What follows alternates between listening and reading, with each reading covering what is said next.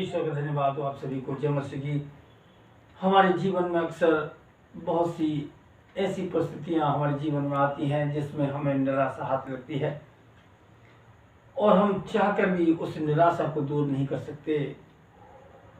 हमारा जीवन एक अद्भुत तरीके से जीने के लिए मजबूर होता है और हम जब इतने परेशान, इतने दुखी हो जाते हैं तो हम उस परेशानी को दूर करने के लिए धन का सहारा लेते हैं, क्योंकि कभी कभी आर्थिक रूप से और शारीरिक रूप से इंसान इतना परेशान होता है, इतना दुखी होता है कि उस खोज में लगा रहता है कि उसको शांति कहाँ से मिले।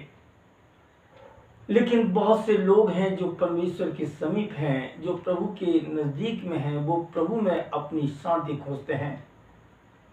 हर एक के जीवन में परेशानी आती हैं, दुख आते हैं और बहुत इंसान परेशान हो जाता है, दुखी हो जाता है।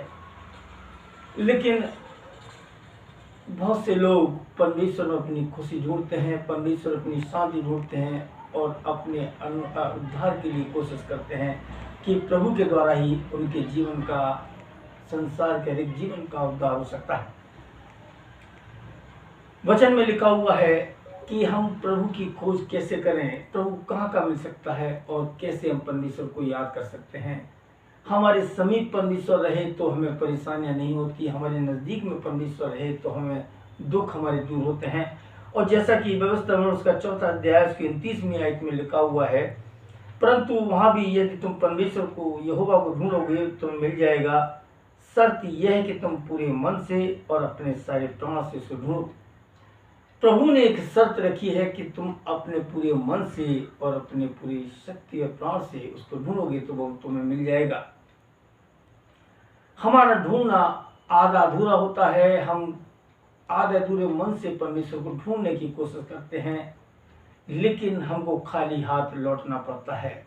बाइबल में बहुत सी आयत, बहुत से एग्जाम्पल ऐसे हैं जिन्होंने परमेश्वर को ढूंढा, परमेश्वर उनके नज़दीक में आया, उनके करीब आया, उनसे स्पर्श किया, उनको छुआ, उनको चंगाई दी और उनको आर्थिक और शारीरिक रूप से उनको चंगाई परमेश्वर ने दी।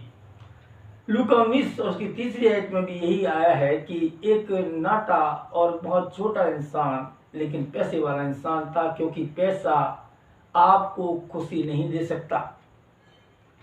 कितना भी हम पैसे वाले हो जाएं, क्योंकि वहां भी यही शब्द आया है, यही वचन आया है लूका के इंजील उसको 19वीं आयत में कि एक धनवान इंसान था लेकिन उसके जीवन में हलचल थी और उस हलचल को कम करने के लिए वो यीशु मसीह की खोज में एक गुलर के पेड़ पर चढ़ गया।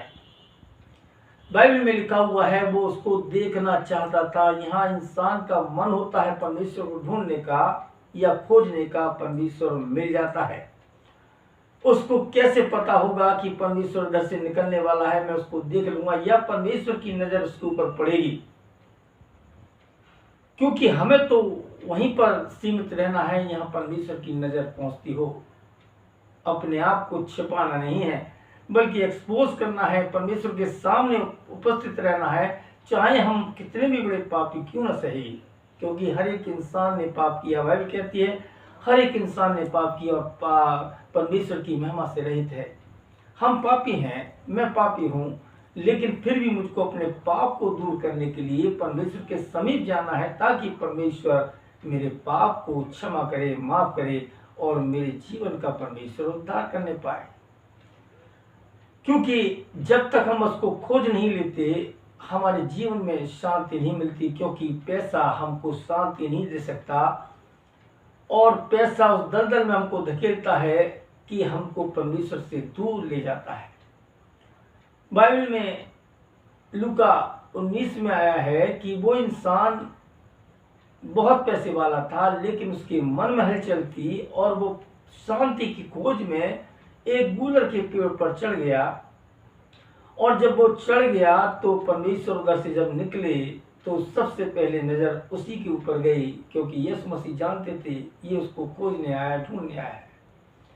अभी हमने व्यवस्था में उसका 4 अध्याय की 29वीं आयत में पढ़ा कि शर्त यह है कि तुम अपने पूरे मन से, अपने सारे प्राण से उसको ढूंढो। उस इंसान ने अपने प्राण की चिंता नहीं की, वो सीधे गुलर के पेड़ पर चढ़ गया उसको ये भी एहसास नहीं रहा होगा कि कहीं उसको लग सकती है, कुछ हो सकता है, लेकिन नहीं, अपने पूरे प्राण से उसको ढूंढने की कोशिश की और प्रभु उसको मिल गया। और यीशु मसीह ने उसको आवाज देकर उसको कहा, हे जक्कई तू नीचे उतर आ, आज मुझे तेरे घर पर रहना है। क्योंकि हम उसके बेटे बेटियां हैं, हमको नाम से परमेश्वर जानता है, नाम से पुकारता है, हमारे जीवन को सही और ठीक और पवित्र बनाता है परमेश्वर। हमारा प्रयास होना है, हमारी प्रयास हमेशा होना चाहिए कि हम परमेश्वर को ढूंढते रहें और कोशिश करें कि प्रभु हमारे समीप रहे, प्रभु हमारे नजदीक में रहे, ताकि हमारे जीवन का परमेश्वर उद्धार करने पाए। और जो भी मैंने गलती की है, जो भी हमने गलत काम की है, परमेश्वर के सामने रखें। जैसे जक्कई ने कहा कि प्रभु जो कुछ मैंने जिसका लिया है मैं चौगुना फेर देता हूं, क्योंकि मैंने पाप किया है। हर एक इंसान हो सकता है कि उसने पाप किया हो, लेकिन मुझको अपने पाप को परमेश्वर के सामने गिनाना है। और जब तक हम उसको बताएंगे नहीं, क्योंकि परमेश्वर हमारे जीवन में आत्मिक और शारीरिक रूप से चंगाई देना चाहता है, हमको परमेश्वर खोलना चाहता है। हम बोलने वाले हैं परमेश्वर के सामने, प्रभु मैं पापी हूं, मेरे पाप को परमेश्वर तू क्षमा कर। हम उसको अपने पाप छुपा नहीं सकते उसके सामने, वो जानता है परमेश्वर। इससे पहले कि यीशु मसीह बोलते, जक्कई ने स्वयं बोल दिया कि प्रभु मैंने जिसका जो लिया है उसको चौगुना फेर देता हूं। उसके बाद यीशु मसीह ने कहा कि आज इस घर में उसके जीवन में उद्धार आया है। जब तक मैं प्रभु के सामने ना बोलूं, अपनी प्रार्थना में ये ना कहूं कि प्रभु मैं पापी हूं, मेरे पाप को तू क्षमा कर, तब तक परमेश्वर मेरे जीवन का उद्धार नहीं कर पाएगा।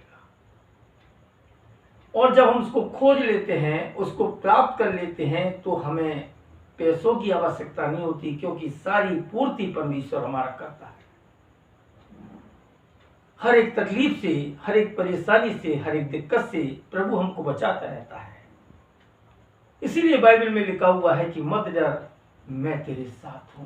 परमेश्वर हमारे साथ साथ काम करता है, हमारे जीवन में काम करता है। प्रभु सदैव हमारे जीवन में, हमारे परिवारों के जीवन में सदैव बना रहता है। यदि हम उसको मन से खोजने की कोशिश करते हैं, परमेश्वर मिल जाता है, क्योंकि परमेश्वर ने ये शर्त रखी है।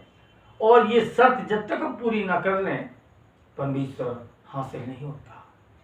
शर्त छोटी सी है, लेकिन मेरे लिए बड़ी हो सकती है कि जब हम अपना पूरा मन, पूरा ध्यान परमेश्वर की प्रार्थना में, परमेश्वर की खोज में न लगाएं, तब तक प्रभु नहीं मिल सकता।